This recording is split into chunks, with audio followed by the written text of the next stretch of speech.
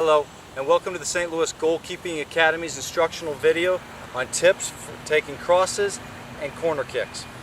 Alright, a couple things we're going to go over today. We're going to go over some principal elements that we think that you should follow when dealing with crosses through the run of play or set pieces such as free kicks from the width and corner kicks. Okay, we'll start here at the beginning just talking about the ideas, and then at the end we'll bring in a goalkeeper to demonstrate the phases that you should go through when training these ideas. All right, the first thing we want to talk about is your positioning. All right, regardless of whether it's a corner kick or whether it's a cross out at either side, your positioning should roughly be center of the goal. We want to make sure that we're center of the goal. If we're too close to the near post here, then we give up a lot of space into the back. Anything that's played over our heads into the back post, it's a tremendous amount of space to cover in order for us to come back and deal with it.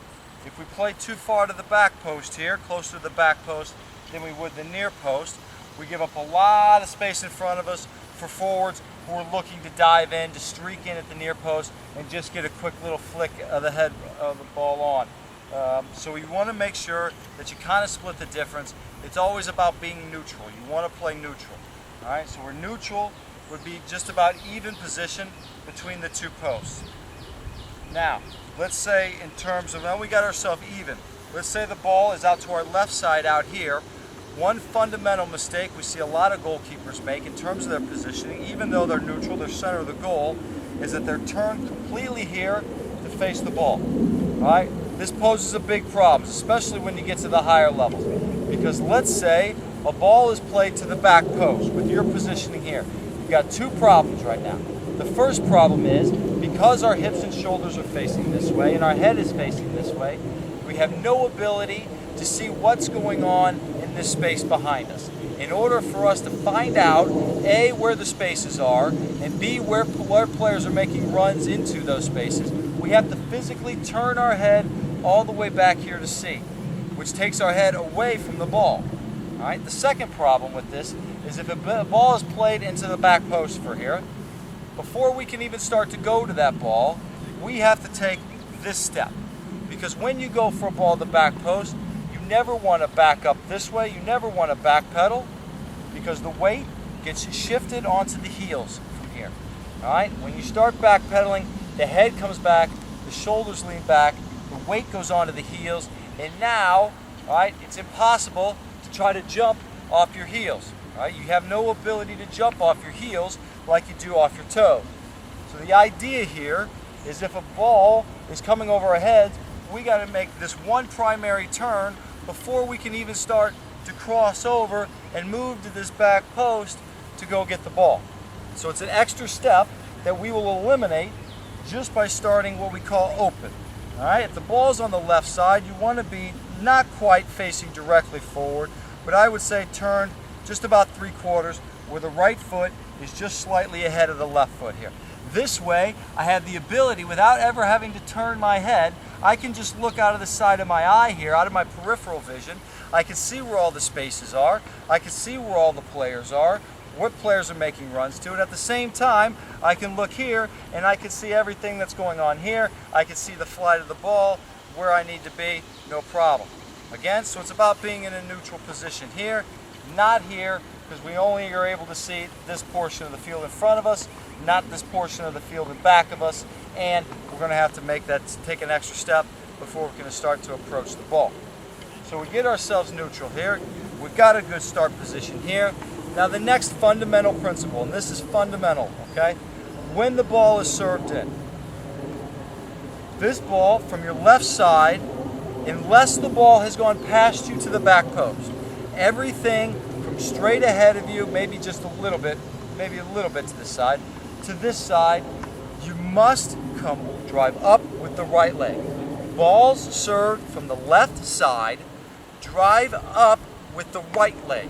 The reason for this is, if you drive up with the right leg, physics, biomechanics, it's science, dictates that you will rotate, your momentum will turn your hips and shoulders and your body into the ball, so that at the point of contact with your catch, you're here, like this. All right? Let's say the ball served in from our left side. and we drive up with the left leg, physics, biomechanics dictates that it wants to turn our body this way. But if the ball is back here, that means we got to twist back at the torso and try to catch here when our body physically wants to turn away from the ball. It makes your balance very awkward, and it makes it almost impossible to catch. So balls coming from our left side, we want to drive up with the right leg, and so that way it turns our body right into the ball, and we're square and we got good body balance. All right. Next idea that you want to deal with is that you want to take the ball as early as possible. Now, depending on the height of the ball that's served in, the trajectory of the ball that's served in, that height will vary. Sometimes the height, the highest that you can take it is just here. Sometimes that's it, because the ball is driven in low and flat, and that's as high as you can get to it. Other times, because the ball may be driven at a higher trajectory or may have a loft to it, now we can take here. All right? But you always want to take it as early as you can, at its highest point as you can, and this is a big point, you need to make sure that your momentum is taking you through the ball. You never ever want to just take a ball and just go straight up to it. Just going straight up. All right? Because you're not getting as much momentum as you can forward through the ball, and that's really, that momentum is what's going to keep you safe. A lot of people think that this knee coming up is for protection. It's not really for protection. It can protect you a little bit, but the main source of this knee is not protection. The main source of this knee is as a vehicle to propel your body up into the sky, to develop momentum. All right? It's a momentum maker. And if you're just worried about going straight up, then you're only getting half of the momentum that you should have. The protection, the real protection, comes in you moving forward through the ball at the point of contact. And that momentum, the more momentum you generate, the safer you're going to be if you hit somebody, if you collide with somebody in midair. Okay, so it's very important that not only are you going up through the ball, but that you're moving forward through the ball as well at the point of contact. Always moving forward, regardless of whether the ball's here and you were just running through the ball, or whether the ball's out there and it's elevated and now we've got to come and move forward through the ball. There, okay? Same principle is true for our right side. Balls that are coming from our right side, we switch it, it's the left leg that comes up. All right? The left leg comes up, it should rotate us to our right side, all right, and boom, we're in good balance. Again, looking to constantly be attacking the ball, moving up through the ball as well as forward through the ball. Now, the one area where that idea is not true is balls that are served to the back post. Let's say I'm neutral here in my goal between the posts. I'm even. I got a good stance. The ball is played from my left side, but it's played to my back post. Okay? Played over the top to the back post. It's flighted. Now, because I'm in a good starting position, my first step takes me across with my left, takes me across and right to the point of contact where I want to try to make contact with the ball and take the ball out of the air.